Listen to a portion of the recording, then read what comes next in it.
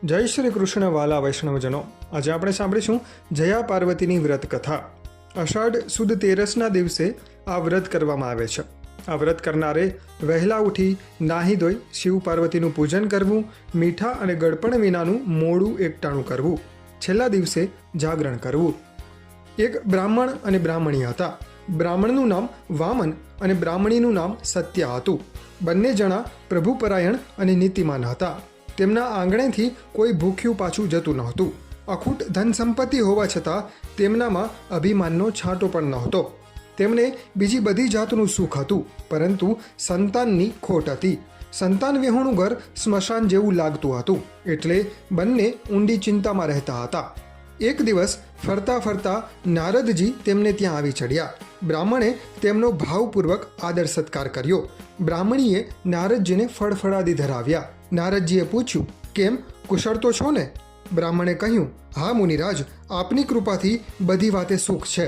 પણ બોલતા બોલતા બ્રાહ્મણ અચકાઈ ગયો. પણ શું કહો? જે ઈચ્છા હોય તે વિના સંકોચે કહો. મુનિરાજ, બીજી કોઈ ઈચ્છા નથી, પણ એક સંતાનની ખોટ છે. એનો કોઈ ઉપાય હોય તો કૃપા કરીને અમને જણાવો. નારદજીએ કહ્યું, અહીંથી દક્ષિણ દિશામાં જાઓ. ત્યાં એક અપૂજ શિવલિંગ છે. ઘણા વર્ષોથી એની કોઈ પૂજા કરતું નથી. ત્યાં જઈને તમે શિવ પાર્વતીની એક નિષ્ઠાથી સેવા કરો. દીનદયાળુ સદાશિવ તમને અવશ્ય સંતાન આપશે. એમ કહી નારદજી ત્યાંથી ચાલતા થયા. નારદજીના કહેવા પ્રમાણે બ્રાહ્મણ અને બ્રાહ્મણી દક્ષિણ દિશાએ ચાલી નીકળ્યા. ઘોર વનવગડામાં ભૂખ્યા તરસ્યા બ્રાહ્મણ અને બ્રાહ્મણી ચાલ્યા જાય છે, પણ ક્યાંય મહાદેવજીનું મંદિર દેખાતું નથી. બ્રાહ્મણ અને બ્રાહ્મણી થાકીને લોથપોથ થઈ ગયા અને એક ઝાડ નીચે બેઠા. ત્યાં તો બ્રાહ્મણીએ એક મોટો ટેકરો જોયો. તે બોલી, નાથ જુઓ, પેલો ઊંચો ટેકરો, એ જ મંદિર હોવું જોઈએ. એમ કહી બંને જણા એ તરફ આગળ વધ્યા. જેમ જેમ આગળ ગયા તેમ તેમ તેમને ટેકરા પર મંદિર દેખાવા લાગ્યું. મંદિર જોતાં જ બંનેનો થાક ઉતરી ગયો. તેઓ ટેકરા ભણી ઝડપથી ચાલવા માંડ્યા. ત્યાં એક ભવ્ય શિવ મંદિર હતું. બંનેના હૃદયમાં હરખ માતો નહોતો. તેમણે તો મંદિરમાં પડેલા પાંદડા, ઘાસ, ઝાંખરા, ધૂળ વાળી જોડી સ્વચ્છ કર્યું. સત્યા પાસેની નદીમાંથી પાણી ભરી લાવી અને શિવ પાર્વતીને સ્નાન કરાવ્યું. વામને પ્રદક્ષિણા કરી બિલીપત્રો ચડાવ્યા. ત્યારબાદ બ્રાહ્મણ અને બ્રાહ્મણી નિયમિત મહાદેવ પાર્વતીની સેવા કરવા લાગ્યા. બિલીના ઝાડ પાસે જ હતા, એટલે બ્રાહ્મણી હંમેશા બિલીપત્રો તોડી લાવતી અને બ્રાહ્મણ થોડે દૂર જઈને ફૂલ લઈ આવતો હતો. આ પ્રમાણે 5 વર્ષ વીતી ગયા, છતાં ભગવાન પ્રસન્ન ન થયા. એક દિવસ બ્રાહ્મણ ફૂલ લેવા વનમાં ગયો, પરંતુ ઘણો સમય થવા છતાં પાછો ન આવ્યો. પતિને ઘણું મોડું થઈ ગયું હોવાથી સત્યાનો જીવ આકુળ વ્યાકુળ થવા લાગ્યો. તેને અનેક પ્રકારની શંકાઓ થવા લાગી. સત્યા વાટ જોઈ જોઈને થાકી. છેવટે તે પોતાના પતિને શોધવા નીકળી. વન ઘણું બિહામણું હતું. ઠેર ઠેર વાઘ, સિંહ અને રીંછોનો ભયંકર ગુગવાટ સંભળાતો હતો. બ્રાહ્મણી ગભરાતી ગભરાતી શિવ પાર્વતીનું રટણ કરતી કરતી ચાલવા લાગી. અચાનક તેની નજર એક ઝાડ નીચે ગઈ. ત્યાં જુએ છે તો તેનો પતિ બેભાન દશામાં પડેલો હતો. પગના અંગૂઠેથી લોહી નીકળતું હતું અને એટલામાં તેણે એક કાળો નાગ ફૂફાડા મારતો જોયો. બ્રાહ્મણી તો અચાનક ચીસ નાખી ધરતી પર ઢળી પડી.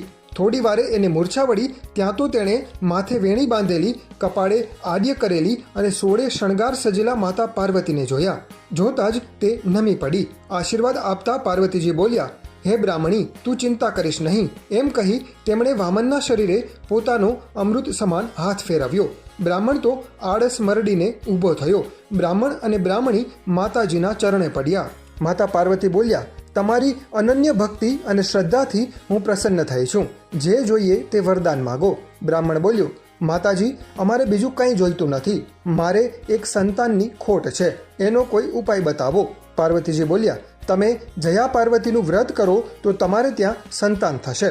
સત્યાએ પૂછ્યું, માતાજી, એ વ્રત શી રીતે થાય? પાર્વતીજી બોલ્યા, આ વ્રત અષાઢની અજવાળી તેરસે લેવું અને અંધારી ત્રીજે પૂરું કરવું. વ્રત કરનારે આ 5 દિવસ ગોળ અને મીઠા વિનાનું મોડું એકટાણું જમવું. પહેલા 5 વર્ષ માત્ર જુવાર ખાઈને બીજા 5 વર્ષ મીઠા વિનાનું ખાઈને, ત્રીજા 5 વર્ષ ચોખા ખાઈને અને ચોથા 5 વર્ષ મગ ખાઈને વ્રત કરવું. છેલ્લા દિવસે જાગરણ કરવું. જ્યારે 20 વર્ષ પૂરા થાય ત્યારે વ્રતનું ઉજવણું કરવું. ઉજવણું કરતી વખતે સૌભાગ્યવતી સ્ત્રીને પતિ સહિત પોતાને ત્યાં નોતરી ભાવપૂર્વક જમાડવા. કુમકુમ, કાજળ ઇત્યાદિ સૌભાગ્ય દ્રવ્યો દાનમાં આપવા. આ પ્રમાણે વ્રત કરનારને સૌભાગ્ય પ્રાપ્ત થાય છે. પતિનો વિયોગ તેને કદાપી ભોગવવો પડતો નથી. સંતાનની પ્રાપ્તિ થાય છે અને અખંડ સુખ મળે છે. આમ કહી પાર્વતી અંતર્ધ્યાન થયા. બ્રાહ્મણ અને બ્રાહ્મણી રાજી થતા ઘરે ગયા. બીજે વર્ષે બ્રાહ્મણીએ જયા પાર્વતીનું વ્રત આરંભ્યું. થોડા સમયમાં જ તેને ત્યાં દેવ જેવો દીકરો અવતર્યો અને આનંદ મંગળ વર્તાયા. હે માતા પાર્વતી, હે ભગવાન શિવ, તમે જેવા બ્રાહ્મણ અને બ્રાહ્મણીને ફળ્યા એવા આ વ્રત કરનાર સૌને ફળજો.